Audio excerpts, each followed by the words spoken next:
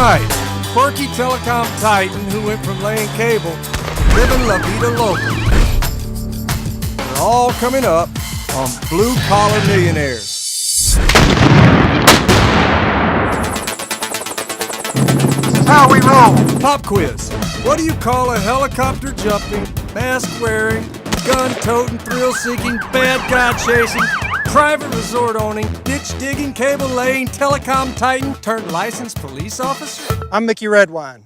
Welcome to Texas. That's right. You call him Mickey Redwine. The biggest, fattest, most unusual millionaire to ever walk the Lone Star State. And this is his story. My world is high energy, 24/7. I live fast, I work hard, and I play hard.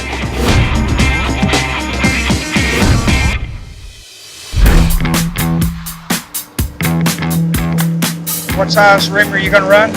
Right now we're running an 18. 32 years ago, I started Dynamic Cable, which is the mother company of 3 telecom companies that I own. We place fiber optic cable above the ground, under the ground to provide Wi-Fi, cable TV, and telephone services. When most people hear fiber optic cable, they think of nerdy engineers and fancy white lab coats. But for Mickey Redwine, it just means another day of getting down and dirty. Doing telecommunications construction is not as easy as some people might think. The telephone companies will give us from point A to point B. We have to figure out how to get there and what methods to use. It can be excavation, it can be hand digging, it can be directional drilling, hundreds of feet deep. The telecom companies, they sit behind a desk and they engineer a project and it looks good on paper. In real life, you get out there, you either can't do it or it's tough as hell. Lucky for Mickey, tough as hell is his specialty. He's always embraced the big jobs and with them, the big paydays. Our biggest revenue year, we grossed over $72 million. I'll attribute that to being a turnkey operation and taking on tough and unusual jobs that other contractors shied away from. We took them and we completed them. No, Mickey Redwine never let a little fear get in the way of opportunity. Because growing up, that was a luxury he couldn't afford. Growing up in West Texas, we didn't have running water in the house. We didn't have electricity. I would ride around the town going through dumpsters with duct tape on my shoes, picking up scrap metal. It inspired me and it drove me to become successful. After high school, a buddy of mine went to work doing installations for cable TV. He was making $100 a day. To me, at that time, that was huge money, so I got into it. I stayed in the cable TV industry until business cooled off. Then I looked at what was next. It was fiber optic. That was cutting-edge technology at the time. When fiber optic cable came along, they offered not only cable TV, they offered telephone services and Wi-Fi. The rush was on with the big telephone companies, and I took advantage of it. Did he ever? Because unlike his rivals, Mickey could handle every part of the process, from ripping up earth to dropping down cable, and that allowed him to navigate tricky terrain others feared to tread.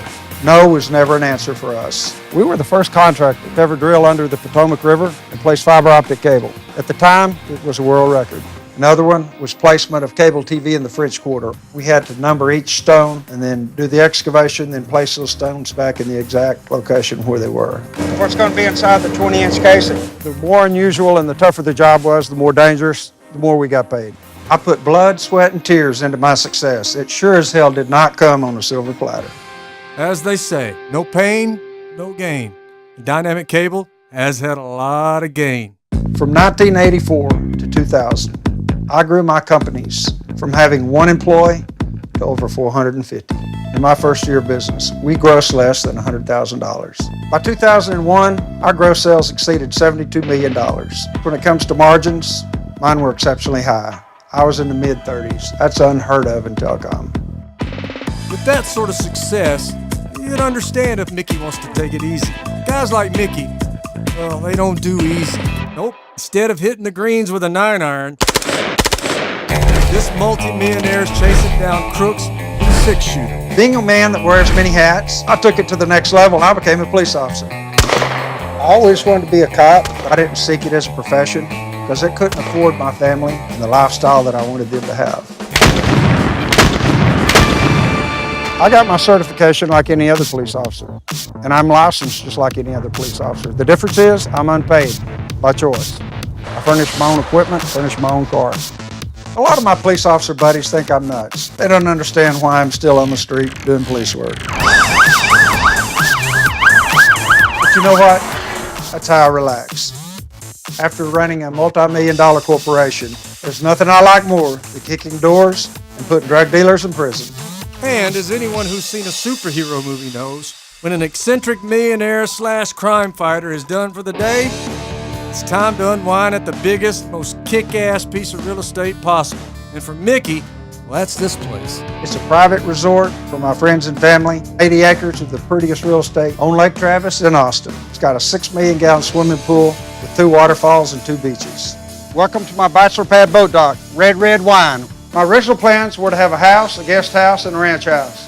Got a divorce, decided to build a bachelor pad. If there's a bigger one in Texas, I don't know about it. Nowhere but the state of Texas, where you get cascading waterfalls coming from a 6 million gallon swimming pool, flowing to a floating boat dock bachelor pad. What else could a man ask for? Sure, Mickey might not be your average millionaire, but who the hell wants to be average? He gets his kicks breaking the mold. People never know what I'm going to do next. I like to keep them guessing. I might be riding my Harley with that crazy blue mask, and I love every minute of it. If it ain't fun, I ain't playing. Watch your bag, Dustin. He's getting ready to come in. Pretty thick though, it's thick. Okay.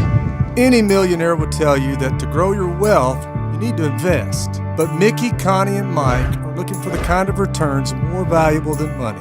So whether it's charity, family, community, they're using their cash to ensure those around them have a better life. Mickey is helping take bad guys off the streets of his town. As a police officer, I work for free and donate my services, and I furnish my own equipment and car. Putting bad people in prison keeps our community safe. And boy, do I love it. If there's one thing these millionaires have learned, it's that while having a 7-figure bank account can give you the good life, real wealth means helping others have a better one.